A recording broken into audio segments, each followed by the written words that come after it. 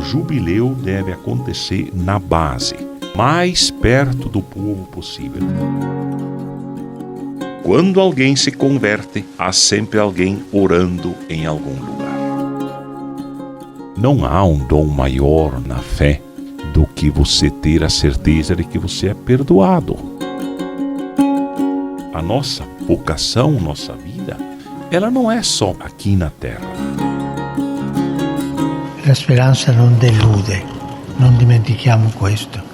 Tutto dentro e fuori di noi invoca speranza.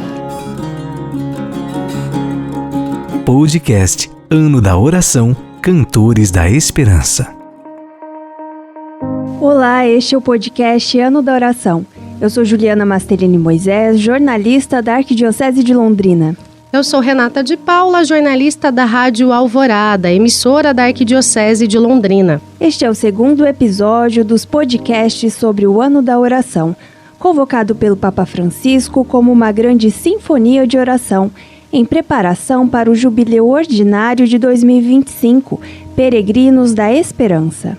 Se você não ouviu o primeiro episódio, em que falamos sobre a bula de proclamação do Jubileu 2025, você pode acessar no Spotify, YouTube e no site da Arquidiocese de Londrina, onde todos os episódios estarão disponíveis. E neste episódio vamos falar sobre o primeiro volume dos cadernos sobre a oração, publicados pelo Dicastério para a Evangelização, com o objetivo de melhor viver o Ano da Oração. Rezar hoje é o título do primeiro caderno sobre a oração, escrito pelo cardeal Ângelo Comastri, e quem está conosco mais uma vez é o arcebispo de Londrina e presidente do Regional Sul 2 da CNBB, Dom Jeremias Steinmetz. Seja mais uma vez bem-vindo, Dom Jeremias. Muito obrigado pelo convite, Juliana e Renata, para estar com vocês. É muito bom participar desse projeto, que é uma sinfonia de oração. Aliás, essa expressão sinfonia, né, ela é muito rica, porque lembra música, né? Lembra muitos instrumentos, né, ao mesmo tempo, mas e também cada um no seu espaço próprio, né, com sua expressão própria, com seu valor, com seu volume, com sua intensidade. É isso exatamente uma sinfonia. Portanto, todos nós podemos participar de uma sinfonia dessas, né, especialmente sobre a oração. É sempre interessante um trabalho que ajude a conduzir o nosso povo, o povo de Deus, à oração, porque cremos na oração. A oração, ela é sempre um sinal, né, de fé em Deus, mas ao mesmo tempo de fé na pessoa humana, que a partir da oração se fortalece para continuar lutando, continuar trabalhando. Dom Jeremias, pessoalmente, qual é a oração que o senhor mais gosta? Renata, eu gosto muito de orações marianas, mas o que sempre me chamou a atenção desde os tempos de estudante é justamente a liturgia das horas, porque a liturgia das horas nos proporciona sempre uma leitura e uma oração em que nós assim nos colocamos, nos inserimos dentro do próprio mistério da salvação, especialmente através da salmodia.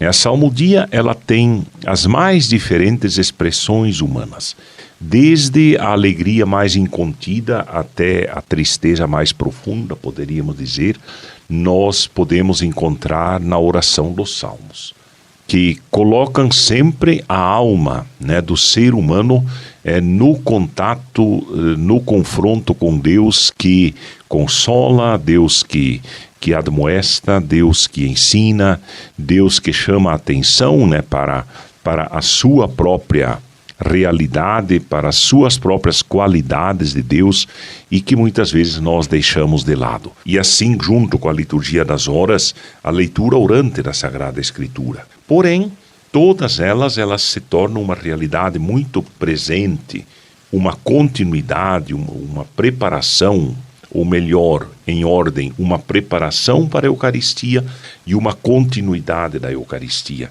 no dia a dia. Assim, rezando, especialmente nesses dois elementos da oração, a gente está vivendo e prolongando a Eucaristia por um dia inteiro. Dom, quando o Papa Francisco fala sobre o ano da oração, ele destaca que esse ano seja inteiramente dedicado à oração, como o senhor falou, né, que seja uma verdadeira sinfonia de oração. Qual que é a ideia do Papa Francisco para esse ano da oração, que ele explica ali no prefácio dos cadernos da oração? Então, o Papa Francisco faz um prefácio para todos esses livros, né, esses cadernos sobre a oração. Então, é o mesmo prefácio que ele escreveu, colocando um pouquinho o que ele pensa sobre isso. Primeiro, que a oração é o respiro da fé, né, sua expressão mais própria.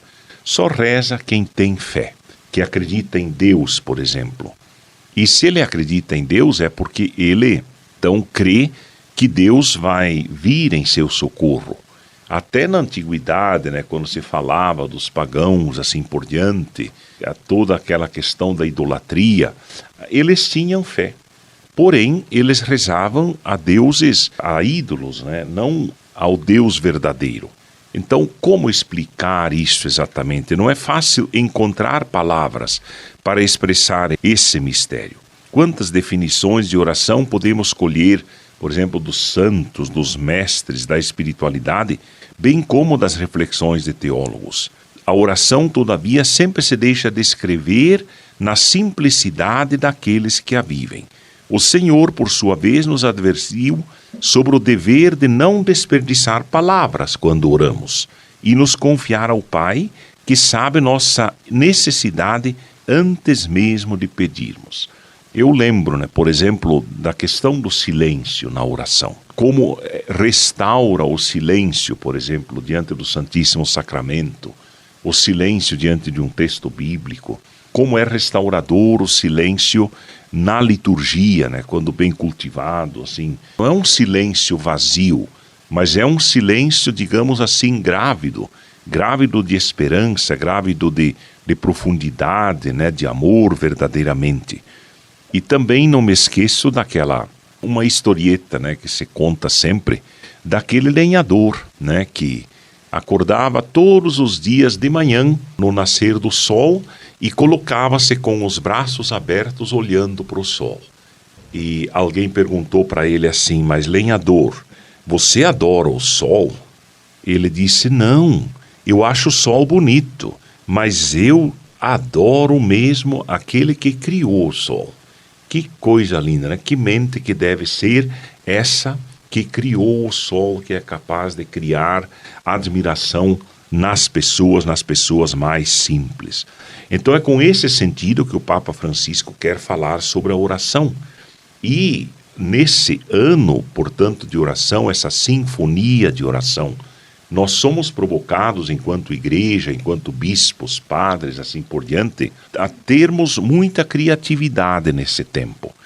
Tenho certeza de que os bispos, os presbíteros, diz o Papa, os diáconos, catequistas, encontrarão nesse ano as formas mais adequadas de colocar a oração na base do anúncio de esperança que o jubileu de 2025 pretende fazer ressoar nesse tempo conturbado.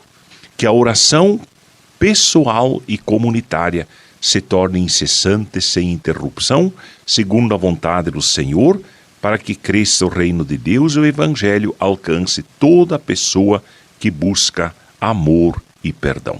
Perfeito, Dom Jeremias. E no primeiro capítulo, o cardeal Comastri traz algumas referências de autoridade sobre a necessidade da oração. A primeira referência é Santa Teresinha do Menino Jesus. É dela, inclusive, o conceito que o Catecismo traz sobre o que é a oração. A gente encontra no número 2558 do Catecismo. Para mim, a oração é um impulso do coração, é um simples olhar lançado ao céu. Nesse sentido, Dom Jeremias, explica pra gente, por favor, o que é a oração? Oração é algo complexo? Ela é, de fato, se colocar em contato com Deus, para que os nossos projetos não sejam projetos nossos, mas sejam projetos de Deus. São Vicente de Paulo, né, ele dizia exatamente que ele rezava e gostava de rezar, rezava bastante, para que tudo o que ele quer fazer não seja feito nem antes da vontade de Deus e nem depois da vontade de Deus. mas seja feito no tempo exato de Deus, no tempo de Deus, no kairos que Deus quer estabelecer. Esse primeiro capítulo, ele fala em primeiro lugar de Santa Teresa de Lisieux, que viveu de 1873 a 1897, poucos anos de vida inclusive. Foi uma maravilhosa missionária, mesmo tendo permanecido sempre em um mosteiro. Expressou bem o segredo da fecundidade da oração, segredo que hoje muitos não entendem mais. Ela rezava tanto pelos outros, como ela rezava pelo Papa, ela rezava pelos missionários. Ela se tornou doutora da igreja por conta dessa missionariedade, sem mesmo nunca ter saído do mosteiro. Depois que ela entrou lá como menina, ela entrou no mosteiro, mas foi se aprofundando na oração e colocando-se a serviço da igreja pela oração. Conta-se então que, na França, em 17 de março de 1887, um certo Henrique Pranzini comete um triplo assassinato. Esse homem ele é preso e seu processo termina em julho daquele ano com a condenação à morte. Teresa hoje santa, tinha 14 anos e já era uma cristã aberta à luz de Deus e desejosa de levar almas ao encontro da misericórdia divina. Assim que soube dessa condenação, ela rezava para que Pranzini se convertesse. Ele resistia à conversão, a dar qualquer sinal de conversão, de mudança, de arrependimento. Mesmo o padre conversando com ele, oferecendo-lhe a confissão, a Eucaristia, oferecendo unção nos enfermos, mas ele nunca cedeu. Porém, Teresinha continuava rezando. Quando um dia desses, ela amanheceu e recebeu o jornal, inclusive indica aqui o jornal La Croix, de Paris, quando saiu a notícia de que aquele senhor tinha sido executado. E saiu também a notícia, em fotografia inclusive, de que ali, mesmo diante do padre, ele era resistente, e quando já estava colocando como que a corda no pescoço, então ele teria se virado e beijou a cruz 3 vezes, nas chagas de Jesus. Então Teresinha festejou que aquele homem morreu convertido. Portanto, está falando aqui da eficácia da oração. Se acreditássemos na eficácia da oração, passaríamos muito tempo de joelhos e o mundo mudaria de direção. Um outro personagem que Comastre apresenta nesse primeiro livro, então, é exatamente o homem que não pode se realizar sem oração. E conta a história de um certo David Maria Turoldo, que viveu de 1916 a 1992. O que mais falta ao nosso tempo, a esta civilização, é o espírito de oração. Essa seria, diz ele, a verdadeira revolução. O mundo não ora, ele diz, eu oro. O mundo não faz silêncio, eu faço silêncio e me coloco à escuta.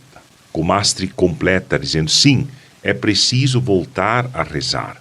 Somente a oração abre espaço para Deus em nossa vida e com Deus tudo é possível.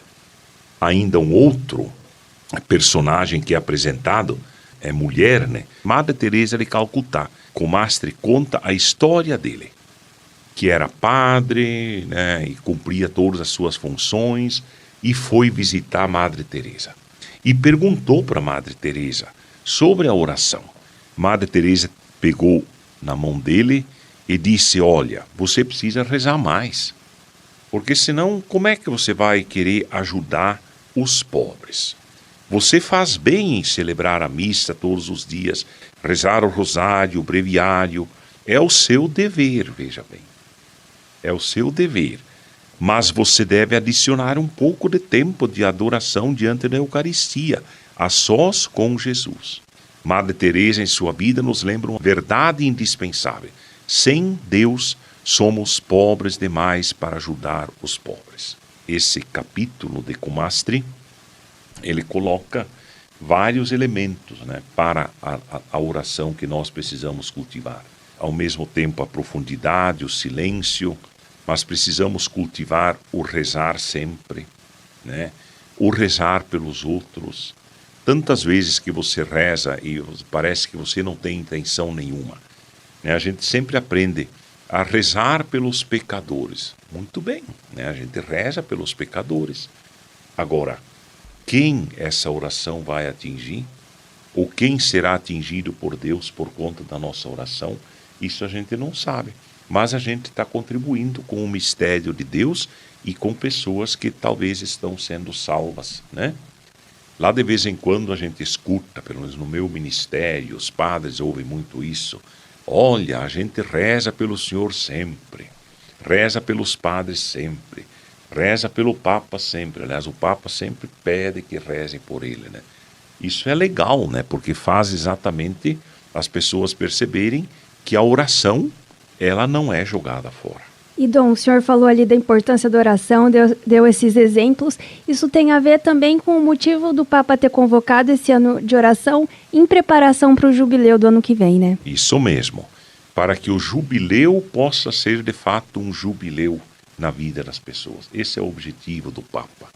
Para que a igreja, os cristãos, os católicos, a humanidade, afinal de contas, que também é uma graça para a humanidade. E isso como vai acontecer? Nós, cristãos católicos, somos convidados a rezar. Rezemos pelo jubileu, para que cumpra seus objetivos, para que a humanidade seja alcançada, afinal de contas, nesse jubileu e com tudo aquilo que de bem ele vai oferecer a todos. Dom Jeremias, um discípulo deve seguir o seu mestre. Jesus orava. Isso basta como argumento para convencer da necessidade de oração?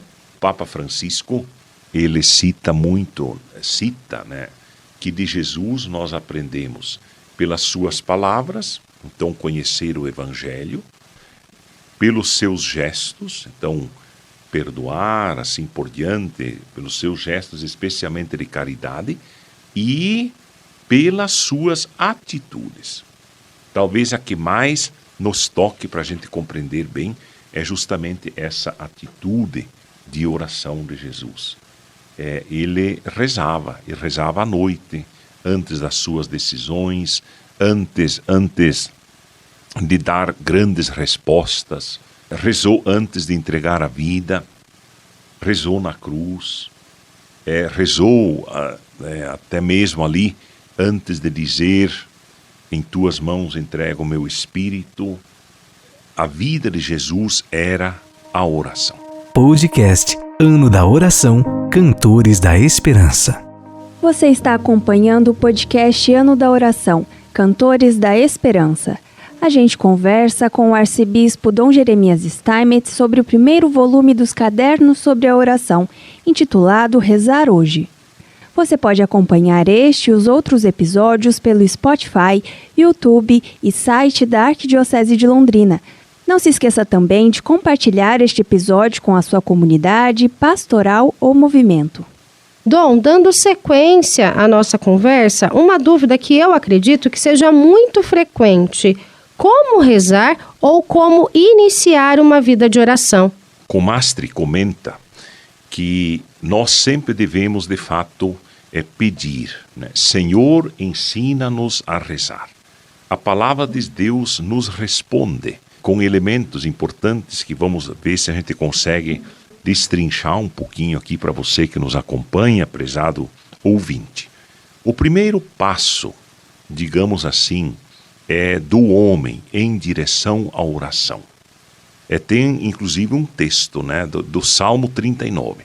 Dá-me a conhecer, Senhor, o meu fim, qual seja o número dos meus dias, para que eu saiba quanto é breve a minha vida. A primeira atitude, então, que permite iniciar o verdadeiro caminho de oração é justamente esta: o reconhecimento da nossa pequenez, a consciência da nossa condição de criaturas.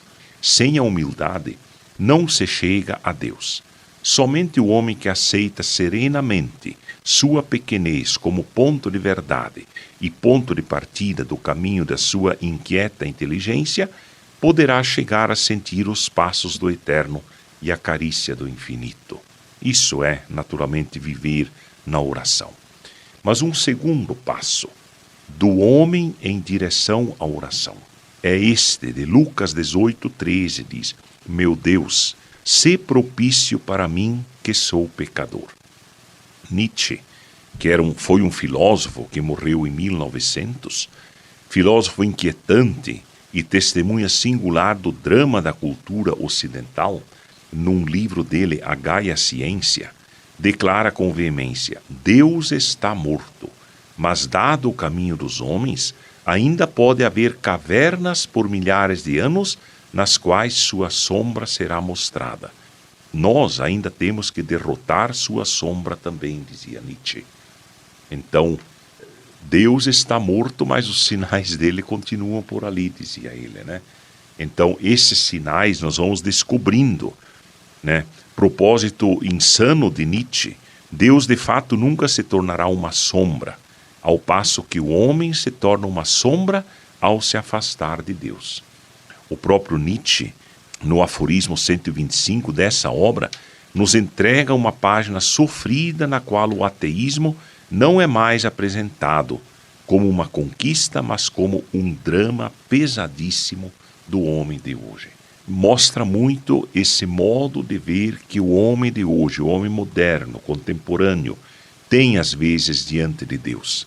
Quando ele talvez não tenha clareza de Deus, do pensamento de Deus, mas ele vê ainda por aí a sombra de Deus. A sombra que é então como que um sinal de uma imagem, um sinal de alguma coisa, um sinal de Deus. Tendo rejeitado a Deus, o homem se encontra em um abismo de desejos que não levam a nada. Indro Montanelli, um jornalista, estava absolutamente convencido, quando pouco antes de morrer teve a coragem e a honestidade de dizer: veja bem, se devo fechar os olhos sem saber de onde venho e para onde vou, e o que vim fazer nestes rápidos dias da minha vida, valeu a pena ter aberto os olhos? O que estou dizendo é uma declaração de fracasso. Diz, é algo para se refletir. Dom, essa é uma visão de falta de esperança, o contrário do que propõe o Papa Francisco para esse Jubileu 2025, né? Sim, é exatamente isso. Muitos filósofos dos tempos modernos, contemporâneos, refletiram essa realidade. A gente citou aqui Nietzsche e outros pensadores também, não tão conhecidos na filosofia, mas é exatamente isso. O homem que não tem essa visão que nós cristãos apresentamos de que somos para a eternidade, somos vocacionados para Deus, não consegue vencer esta solidão no final das contas, digamos. Dom, então vamos continuar lá. O senhor está falando dos passos para a oração. Qual que é o próximo passo? Bom, vamos dizer, o primeiro passo é um pouco do homem em direção a Deus, né? Dai-me a conhecer, Senhor, o meu fim, qual seja o número dos meus dias, para que eu saiba quanto é breve a minha vida. Então, reconhecer-se pequeno. Reconhecer-se pequeno. Depois, o segundo passo nesse sentido é esse: meu Deus, sê propício para mim que sou pecador. Tomar consciência de que nós somos pecadores. Somos pecadores. Diante de Deus, nós precisamos da ajuda dele, né, senão nada feito. Agora, os outros dois passos são assim, são o passo de Deus em direção ao homem. De tal modo, Deus amou o mundo que deu o seu Filho unigênito. João 3,16. Então, nós cristãos, na tempestade dos séculos, somos uma bandeira pobre e desgastada. Mas temos uma notícia, que há 2000 anos abrasa o nosso coração e ilumina os nossos olhos. E a palavra se fez carne e veio morar entre nós. Tudo muda, né? Tudo se ilumina com essa realidade. Até o pecado não assusta mais.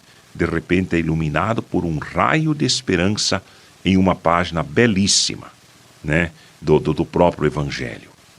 A oração cristã É como que o estupor sempre novo de quem soube que Deus realmente rasgou os céus e se fez próximo a cada um de nós.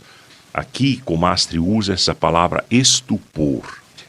Na filosofia da religião se usa a palavra tremendum, né, do latim. Então, reconhecer o tremendum. As pessoas que tantas vezes não são capazes de ver a grandeza de Deus, né? A oração cristã é o choro emocionado do filho que, oprimido pela culpa, retorna à casa do pai, né? E diante do pai, ele levanta o olhar e não encontra a ira, mas vê o sorriso e sente a ternura infinita do coração do pai.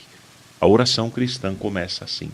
Deus vem ao nosso encontro. É nisso que acabamos de dizer. Mas, ao mesmo tempo, nós temos esse estupor, vamos dizer assim, essa alegria incontida, o que nós nem conseguimos explicar. A gente não consegue explicar o mistério da encarnação, mas ele gera em nós um estupor. Isso falta nos nossos tempos na espiritualidade. Por exemplo, na própria liturgia. O que acontece na missa? Ali, o pão e o vinho, que são tão reais no nosso dia a dia, por essa ritualidade se torna corpo e sangue do Senhor. Mas que palavras eu devo usar para fazer com que as pessoas entendam isso tudo e sintam diante desse mistério a presença do tremendum, né? Vamos dizer, o estupor pela fé, o encanto que ela de fato provoca. O que isso significa? Que Deus está aqui nessa mesa, ao redor da qual nós nos reunimos como comunidade, e Ele está ali. E essa salvação é colocada na sua mão, meu irmão, minha irmã, na sua boca. E você se alimenta com isso, só mesmo através da oração, para a gente compreender isso. A melhor teologia só consegue dizer isso em palavras. Mas as palavras são tão limitadas, não conseguem explicar isso. Então, esse é o primeiro elemento. E um segundo passo de Deus em direção ao homem: Pai, eu lhes dei a conhecer o teu nome, e eu darei a conhecer para que o amor com que me amaste esteja neles, e eu mesmo esteja neles. Então aqui, estamos no coração da experiência cristã. Estamos no coração da oração. Amar como Deus ama? Sim, o cristianismo é exatamente isso. Seguimos o Mestre e ouvimos sua palavra. Somente Ele nos diz como Deus ama. Jesus, um dia amargurado pela contínua incompreensão, pela hostilidade com que era respondida a notícia da bondade de Deus, muitos não entendiam. Fariseus não entendiam, judeus não entendiam, as pessoas não entendiam. Quem de vós, tendo 100 ovelhas e perdendo uma, não deixa as 99 no deserto e vai em busca de quem se perdeu até encontrá-la? E quando a encontra, alegre, põe-a nos ombros e chega em casa, reúne amigos, vizinhos e diz: alegrai-vos comigo, encontrei a minha ovelha que estava perdida. É aquela mesma história lá do filho pródigo, Aquele pai, ele nunca perdeu a esperança. Era todo o direito daquele pai mandar aquele filho e catar, vamos dizer assim, para usar uma palavra que a gente usa bastante, mandar embora, deixar de lado, dar tudo que se poderia dizer. Mas aquele pai, todos os dias, subia a montanha e olhava a estrada.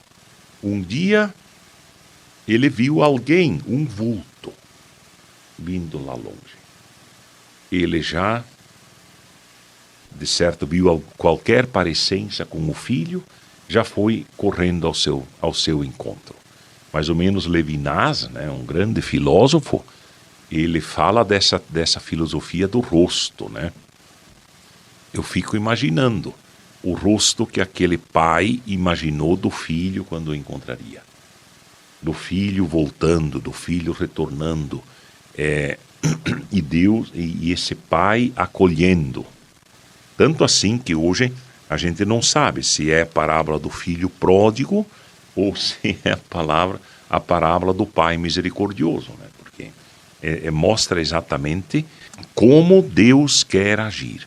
Quer dizer, como transmitir essa mensagem estupenda para que as pessoas possam perceber isso só mesmo através da oração. Quer dizer, é na contemplação. É você conseguir sentar, é você conseguir refletir, é você conseguir rezar, é você conseguir praticar o perdão, o acolhimento, assim por diante. O cardeal fala que muitos cristãos, às vezes até sacerdotes, freiras, teólogos, para eles a vida cristã se torna um hábito cansativo porque falta justamente um encontro pessoal com Jesus vivo. Não adianta a gente falar de oração se não existe esse encontro pessoal com Jesus. Como alcançar esse encontro? Poderíamos, assim, até citar um exemplo. Ju e Renata, se vocês pedirem para mim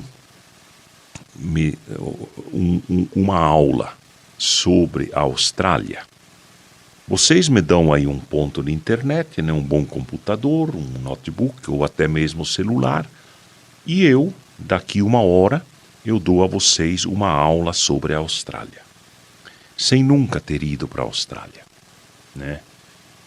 Agora, veja, de Jesus não se consegue falar nesse sentido. Não é uma informação que nos vem simplesmente de outros. É uma experiência pessoal.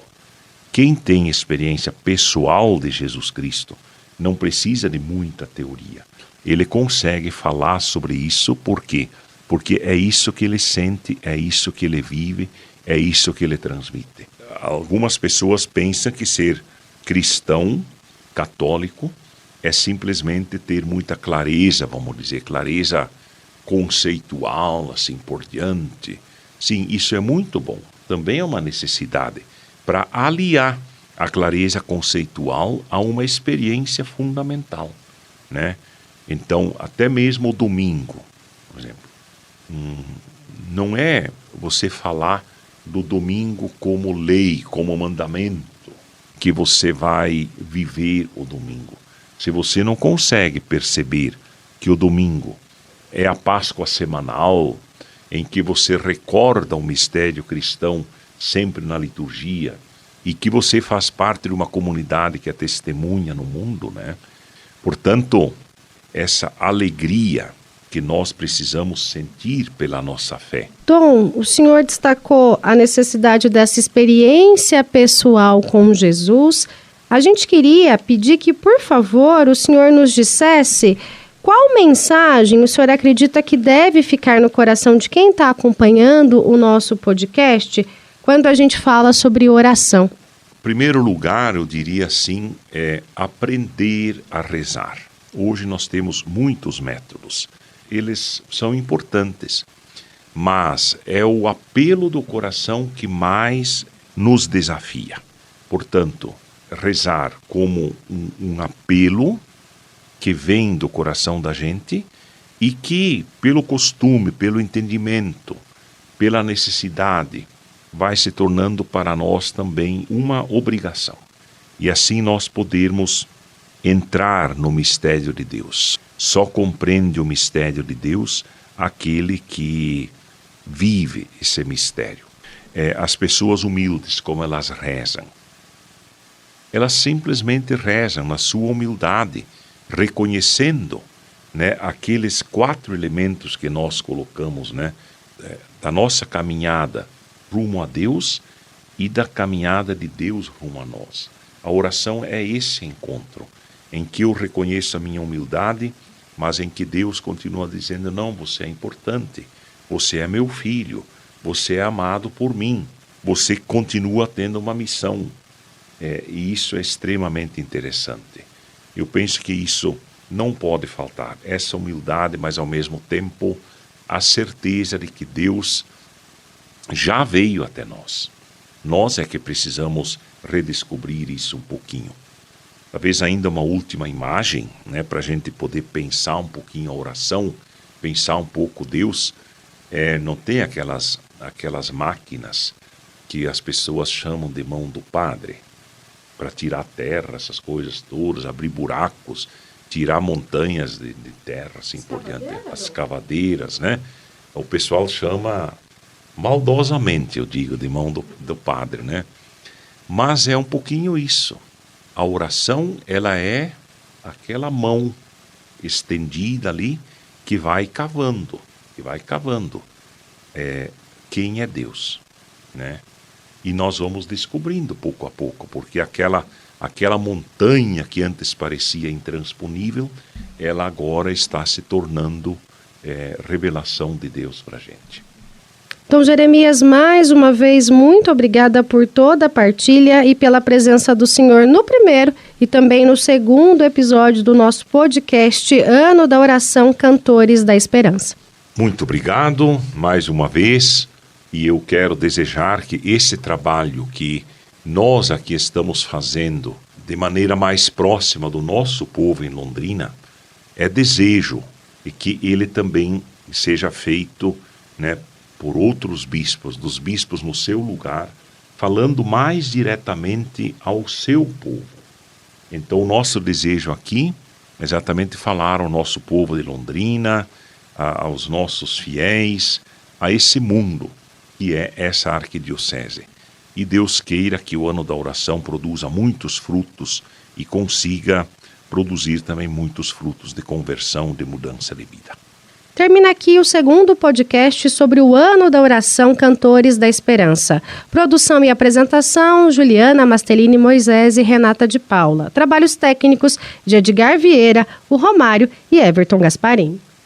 No próximo episódio, vamos conversar com o professor Rogério Goldoni sobre o segundo volume da coleção Cadernos sobre a Oração, preparada pelo Dicastério para a Evangelização, com o tema Rezar com os Salmos. Obrigada a todos que nos acompanharam e até a próxima. Podcast Ano da Oração Cantores da Esperança.